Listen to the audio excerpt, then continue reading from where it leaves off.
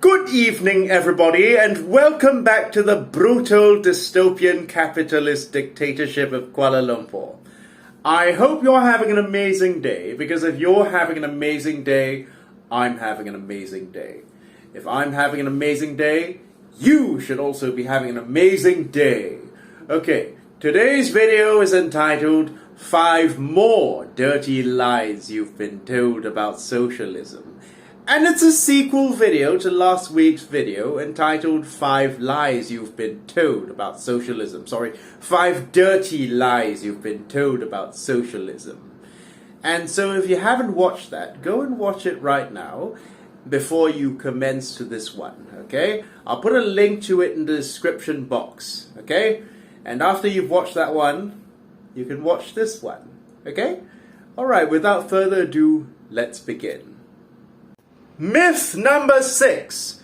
Socialism will take away our freedom and democratic rights. You know, I love seeing how these free, liberated salarymen have such freedom to express themselves at work. You know, they have the freedom to tie a noose around their necks, to put on a white starched shirt which is as pale as death, and a jacket which looks as if it's more suited to a machine rather than a human being. Yes, you know, they're so free and they're not even being coerced, because the only thing they'll lose if they dare to not conform to this neo-Victorian dress code, the only thing they'll lose, you see, is their job and not their head, right? Therefore, you have so much freedom under capitalism to express yourself. You know, you get to choose the color of your noose, or perhaps the, you get to change the color of your jacket, but you still can't bear any skin, because basically when you're a man and you're at work and you show off your arms and shoulders, it's basically a form of woke degeneracy. But no, that, you see, freedom is not about woke degeneracy, apparently. So yes, you see, there's so much freedom under capitalism that basically you have the freedom to choose between any type of uniform prescribed to you by the bourgeoisie, basically. And if you don't like your slave master, you can always choose another slave master. You know, it's a free world, isn't it? The men's business suit, well, apparently it's supposed to be a hip and cool and trendy outfit for every modern man to wear, and not a symbol of conservatism and bourgeois conformity. No. It's not supposed to be a symbol of bourgeois conformity that shows only 5% of your body, right? Anyway, the idea that there's no freedom under socialism is a line that they love to parrot, these reactionaries, right? They love to say that, socialism will take away your individuality, will put you in a mouse suit, and will make everybody look the same, as if capitalism hasn't already done that, right? But the fact of the matter is that, the very same people, ironically, who say that socialists will take your individual freedom and autonomy away, are very, very happy to take other people's freedom and autonomy away when they themselves run their companies, right? They're very happy, for example, to impose conservative dress codes. They're even happy to get the state involved in order to enforce a certain bourgeois Western morality on people, when these people do not conform to their Western bourgeois standards, right? I remember a time when Lee Kwan Yew, the National Socialist leader of Singapore, was once fear-mongering about the communists, saying that, these communists do not respect democratic rights. They will take away your freedoms, right, when they take over. And so you've got to vote for him instead of the communists, right? I'll put a link to those speeches he made in the description box. I'm not going to I'm not gonna put his voice on this video, because if you want to know what Lee Kwan Yew's voice sounded like, you just listen to my voice, right? I have his voice, but not his personal values. Anyway, what happened when Lee Kwan Yew took over?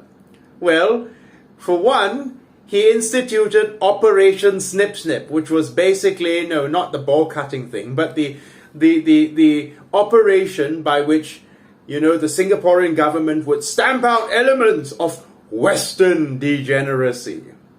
And one of those things that constituted Western degeneracy was long hair on men. Yes, hair that basically touched the collar, right, was considered Western degeneracy. So back in those days, in the 70s, when Lee Kwan Yew was in his early days of his premiership, if you were a Singaporean man with long hair, well, basically you were treated like a criminal. Basically, if you entered a government office, they could choose not to serve you.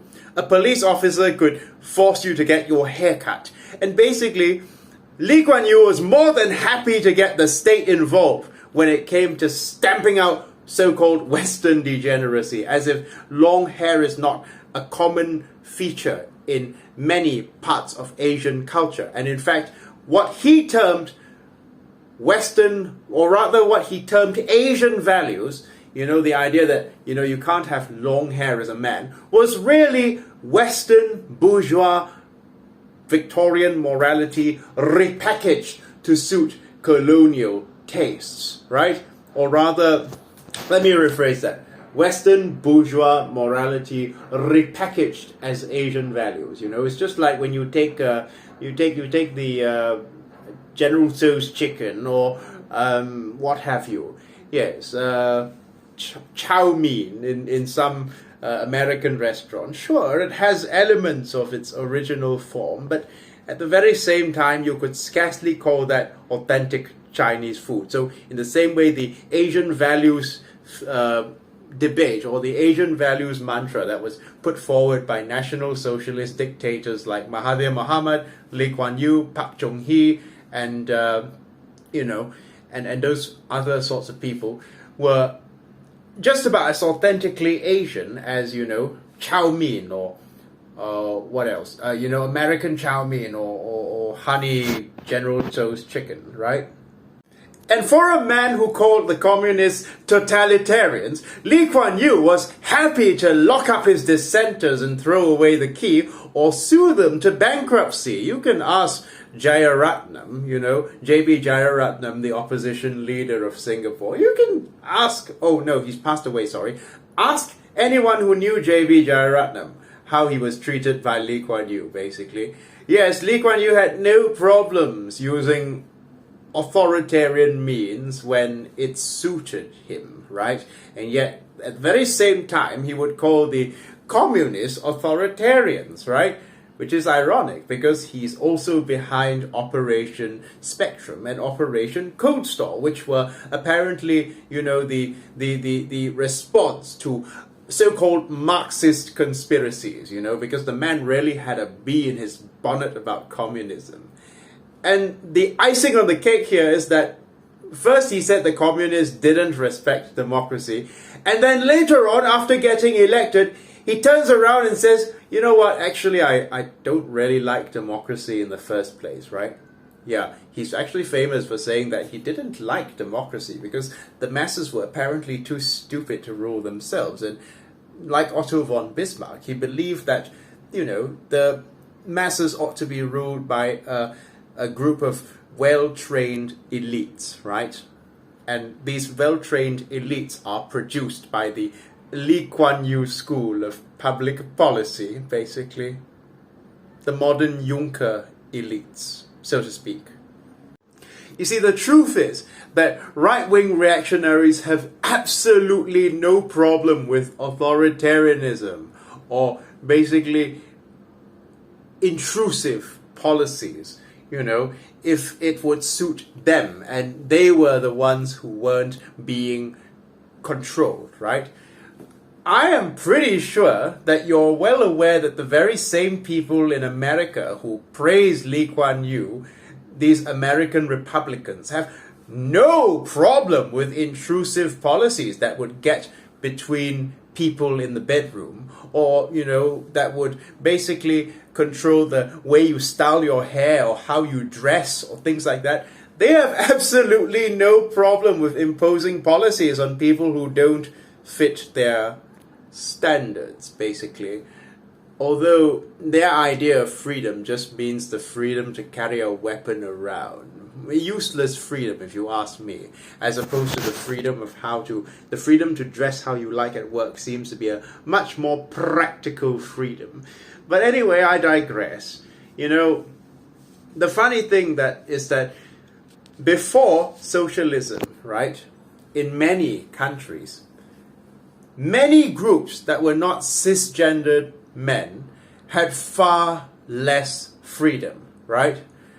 I think I've mentioned before that women in China, before the socialists of China banned foot binding, it was customary for women of noble descent or, from upper class families to have their feet bound. And basically, you know how foot binding works, right? Basically, what you have to do is when the child, before the child's foot has fully developed, you grab a stone and you crush the foot and you wrap it up in bandages. It's a very violent process. It is a form of violence against women.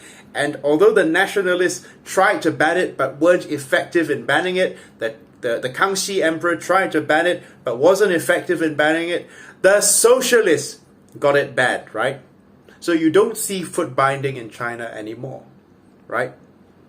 In the Soviet Union, right, before Lenin, homosexuality was a criminal offense.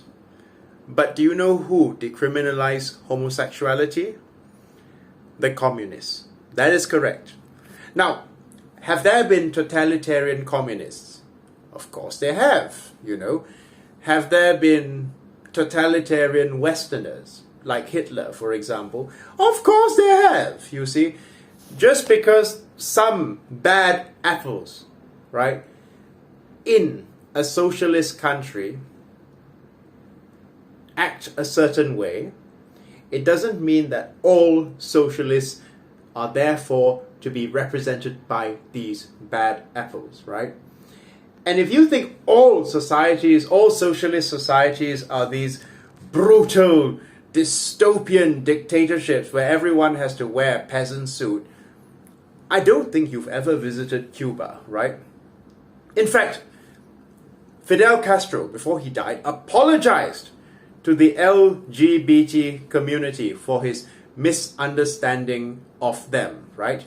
Because part of socialism is the ability to self-crit.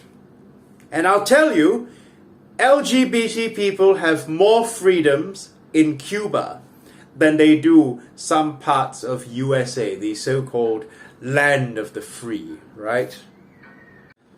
But really, the end goal of socialism is democracy, right?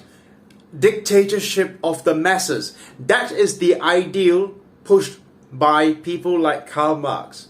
It is not a dictatorship of a few oligarchs. It is not a dictatorship of one man. The ideal of socialism is dictatorship of the masses. So if Marx's ideals were truly realized, right, a socialist society would be freer than America, right?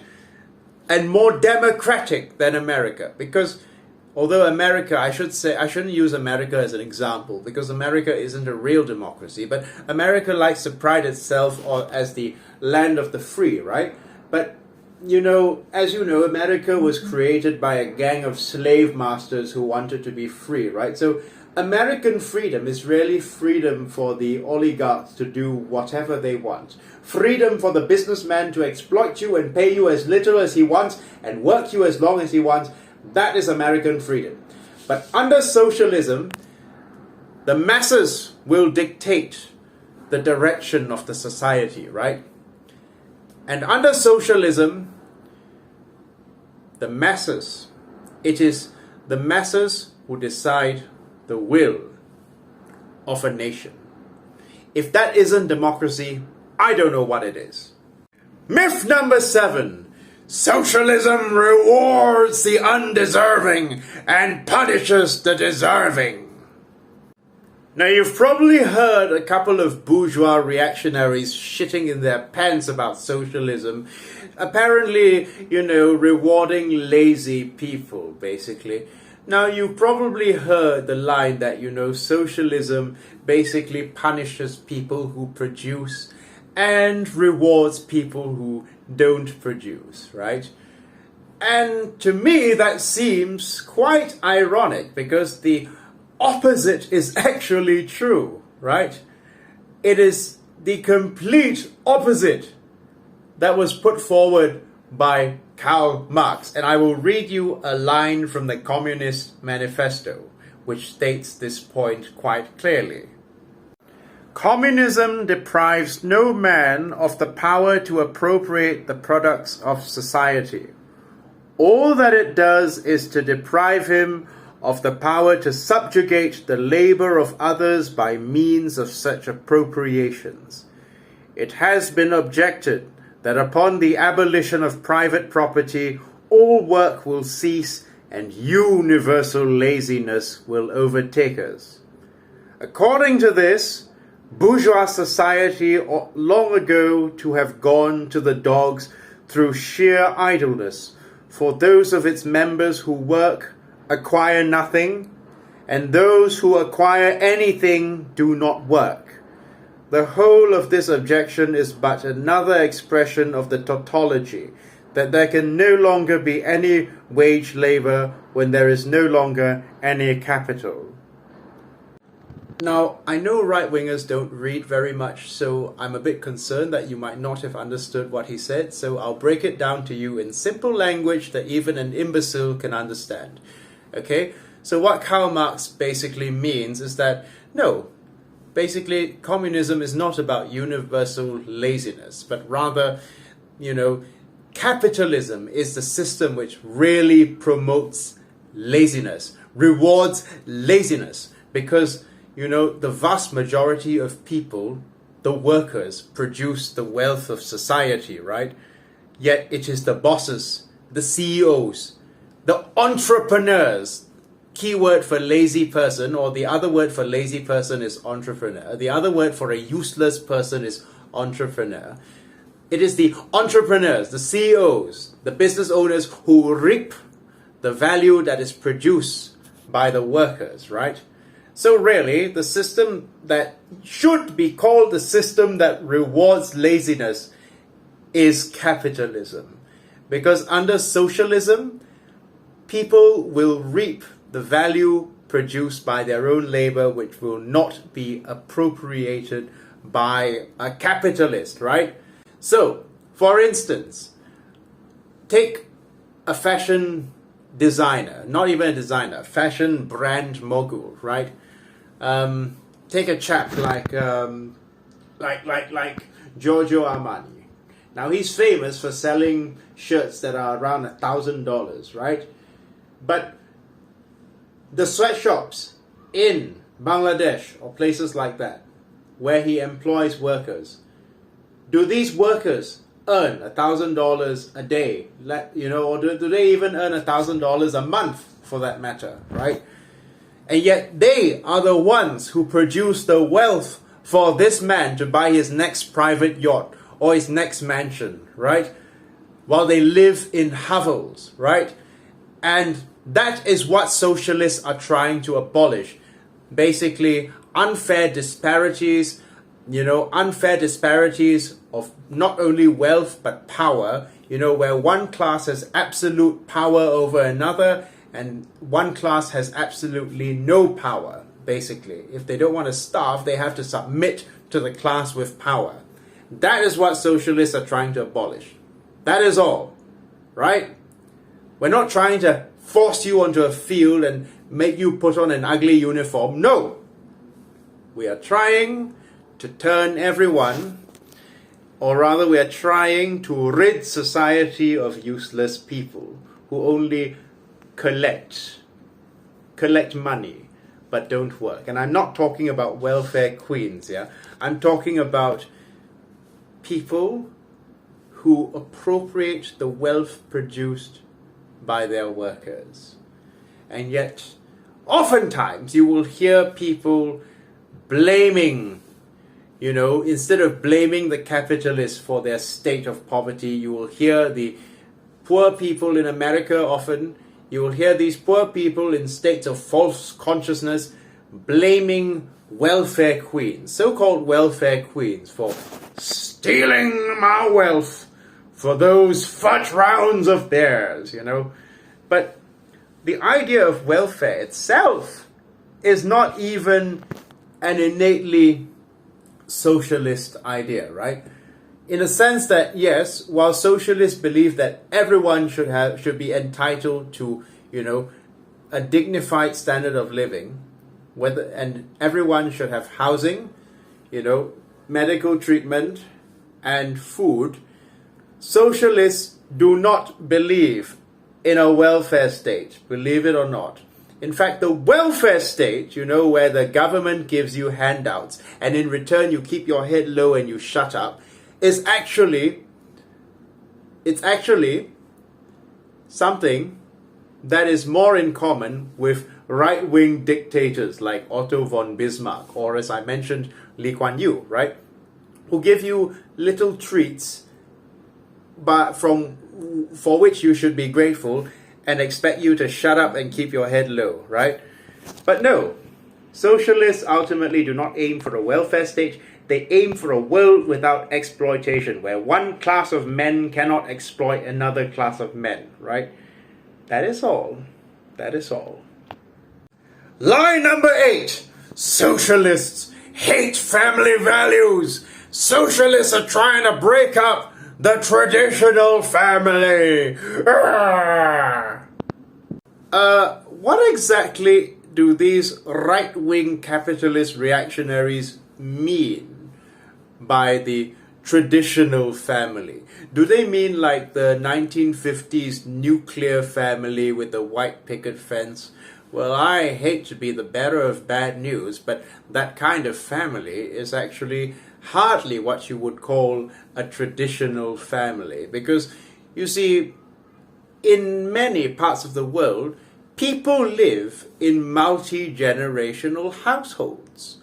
Father, mother, children, and grandparents all under one roof, which seems quite unthinkable for an individualistic Western capitalist reactionary to fathom, right?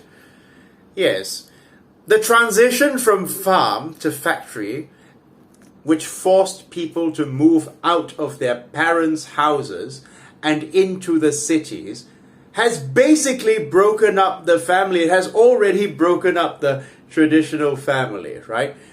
When people say that socialists want to break up the traditional family, what they actually mean is that, the socialists promote a degenerate lifestyle, because for some reason, American Republicans or Western conservatives always regard socialists with degeneracy, But listen, when Marx talks about the abolition of the family, right?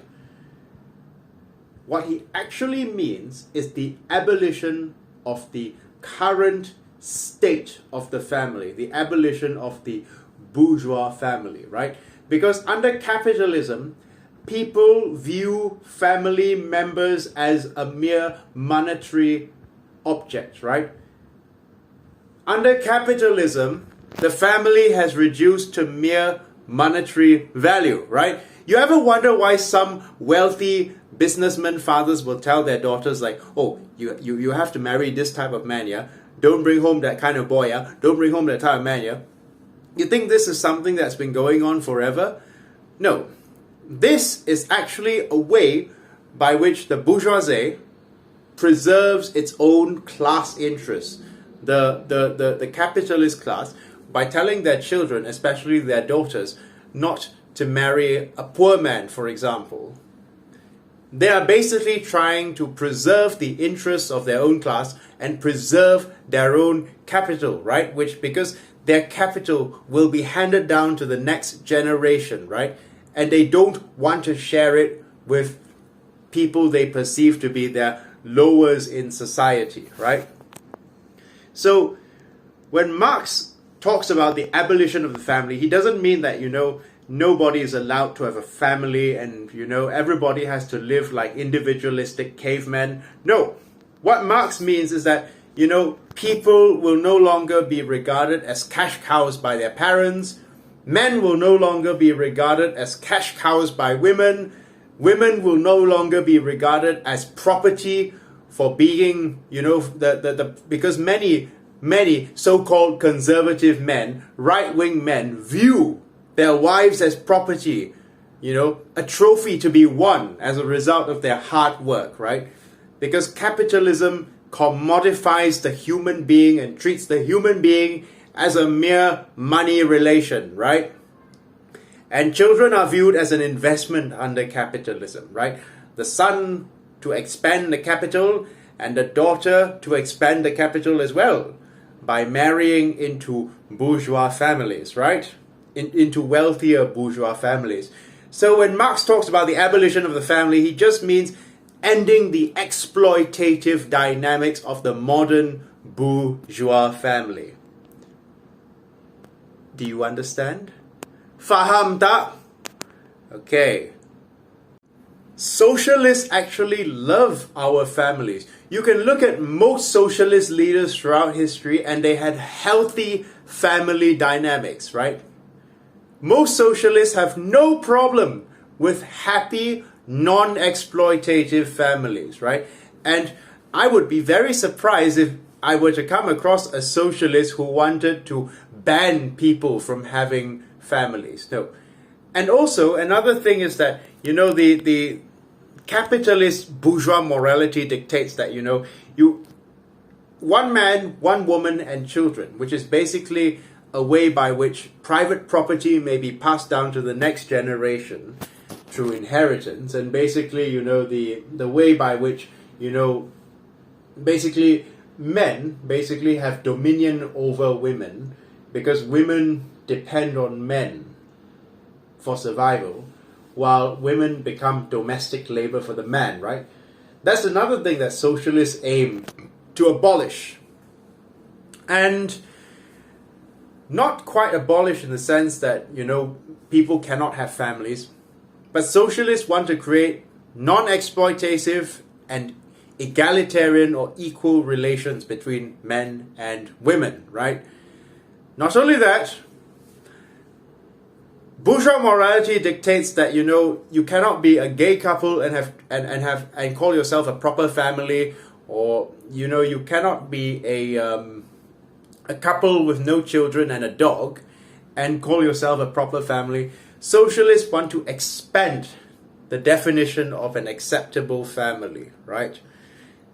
Beyond rigid bourgeois norms, bourgeois Western norms. That is all. We're not taking your children away. I don't want your children. I wouldn't teach little children even if you paid me to, you see. Oh, goodness, I think kindergarten teachers should actually be paid more to teach children. But, that's just me. I think teaching adults or teaching older kids is much easier. Anyway, let's carry on. Lie number 9. Socialism is anti-religion. You can't really blame people for being concerned, right? That socialism is anti-religion, because the most famous modern socialist of today, Mr. Karl Marx, is famous for saying religion is the opium of the masses, right? Now, what does that mean? When you hear that quote of Marx, you're thinking, oh no, Marx hates religion. Marx wants to abolish religion. Marx wants to ban religion, right?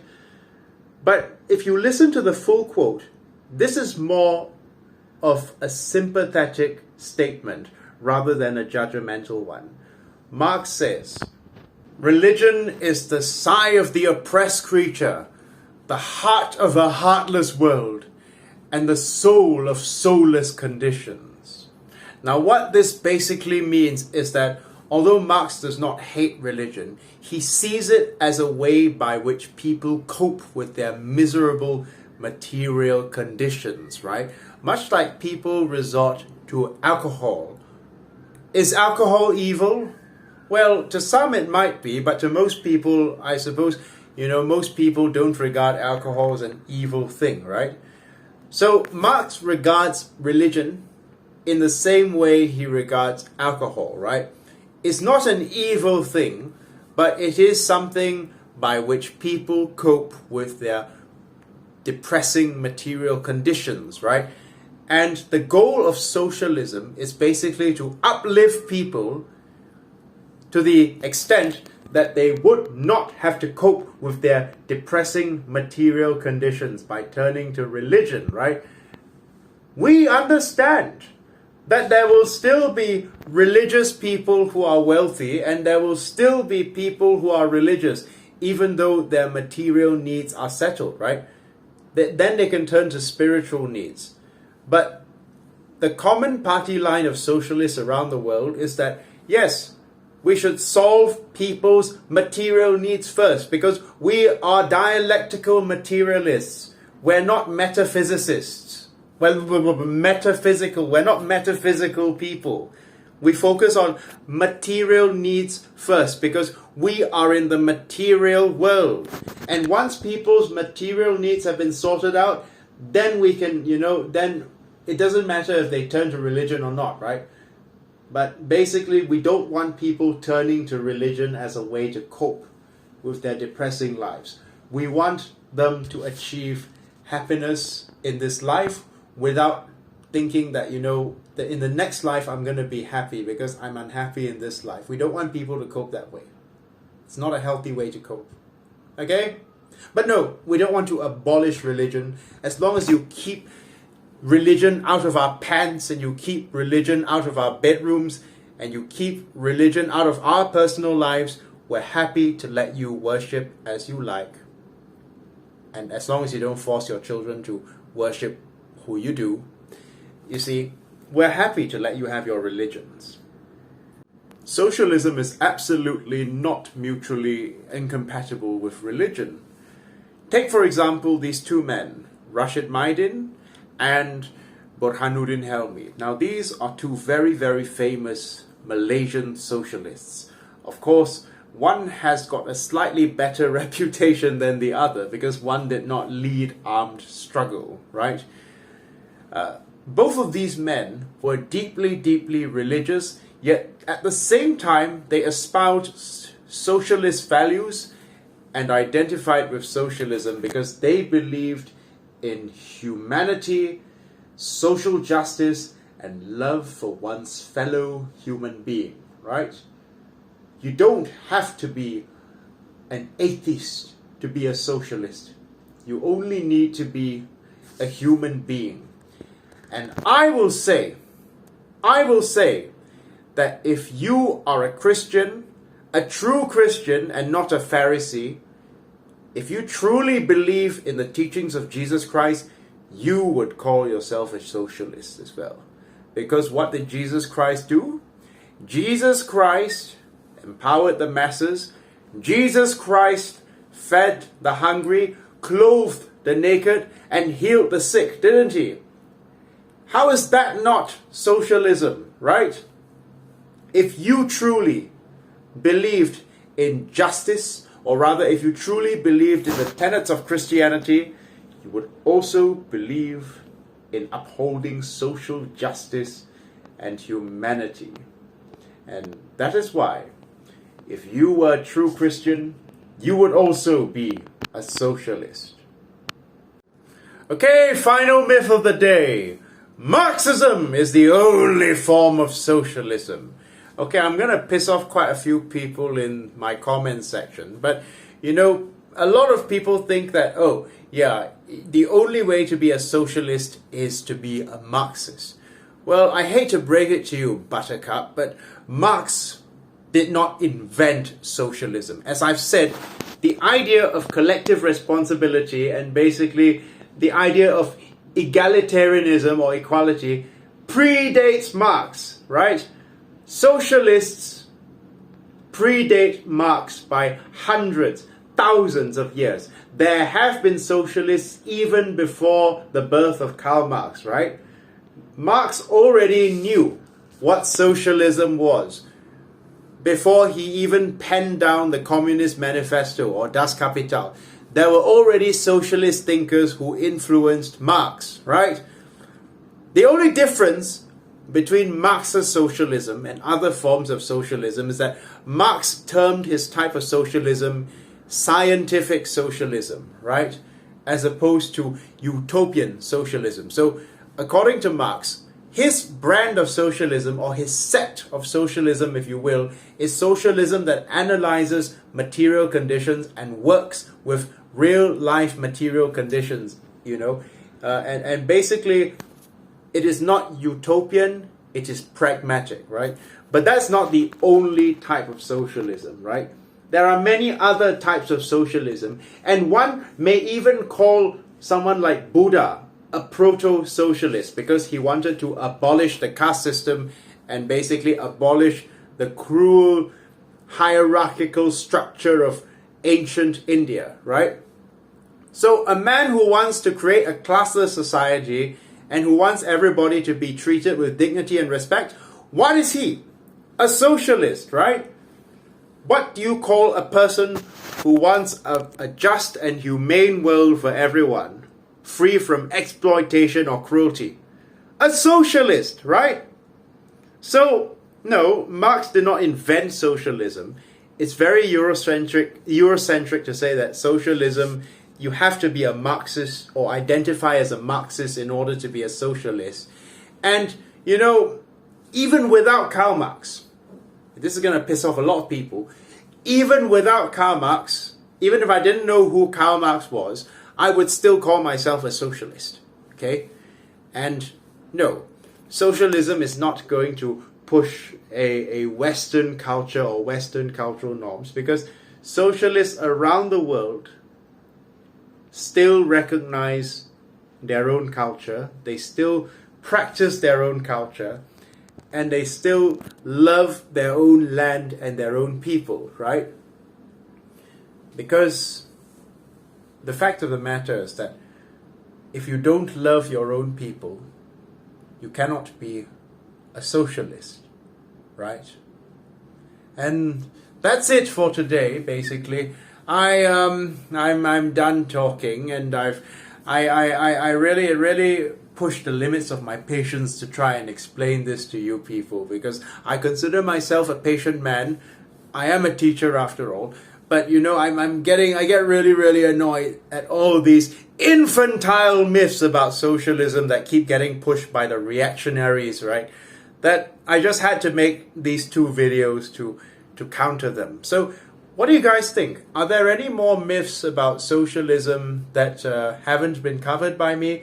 Please put them in the comment section, and you know, don't forget to subscribe to my channel, obviously. And well, thank you very much.